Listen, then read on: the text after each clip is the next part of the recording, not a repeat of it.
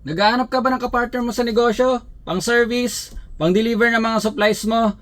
Check mo to mamen, baka mapusuan mo to. 2020 model Mitsubishi L300. Napakagandang unit ito. Let's go. Okay. So eto mamen. So unahin na muna natin i-check yung body nito. Igutan na muna natin. So saglitan natin na rin natin tong gulong. So napakakapal pa ng gulong nito mamen. Ayan. Goods na goods pa. Sa body, wala kang problema dito sa body. Napakaganda ng body pa nito.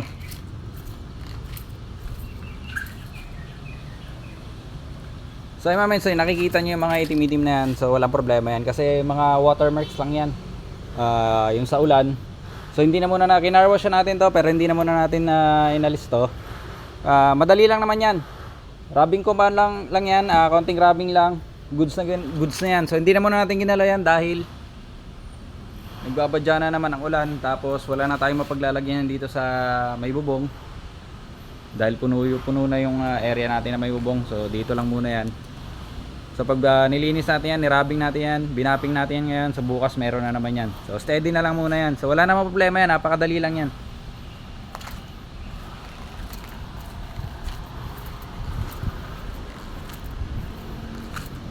Okay, so natapos na yung body. Siyempre, next na natin yung loob.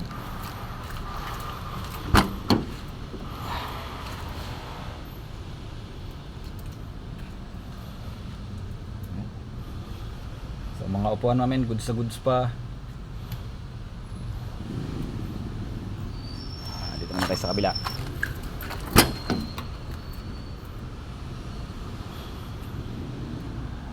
Ayan naman, so walang katalo-talo tong unit na to. Napakaganda pa ng unit na to.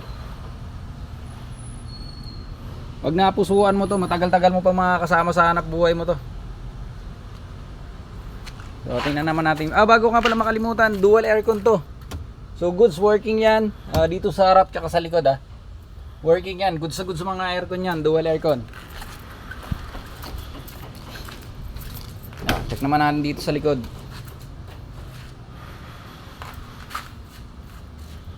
So ayan mamen. Upuan dito sa likod, no problem. Fresh na fresh. So nalinis ko na rin yung flooring nito winashing ko lang yung flooring nito dahil medyo malikabok lang naman.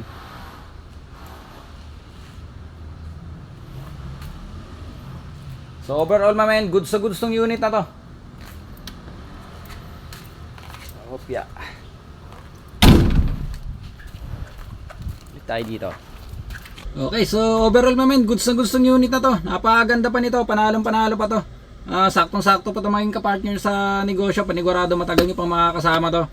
Ngayon, kung ayaw nyo naman ng 2020 model, gusto nyo yung mas higher, gusto nyo yung mas bago, syempre meron din tayo nyan. So ayan. So baka yan ang magustuhan nyo mamen, 2022 model yan. Mas mababa rin ang milyahe nyan, syempre masariwa yan dahil 2022. Eto 2020, so 2 years ang agwat ng edad nila. So syempre mas maganda talaga yan. Ilalagay ko na lang sa description yung separate video na ginawa ko dyan para ma-check nyo nya rin. Kung may mga katanungan naman kayo sa unit naman, mag-iwan na lang din ako ng contact number dyan sa description. So kayo nang bahala. So para mabilis ang usapan natin, direkta na kayo dyan para dire-diretso, para smooth na. So bago natin tapusin to mamen, so baka hindi ka pa nakasubscribe, so pahita lang ng subscribe button dyan, pahita rin ng notification bell. So napakalaking bagay nyan. Baka yung susunod na mga unit na ipopost ko, baka yun na yung unit na hinahanap mo. So ayan, that's it for today.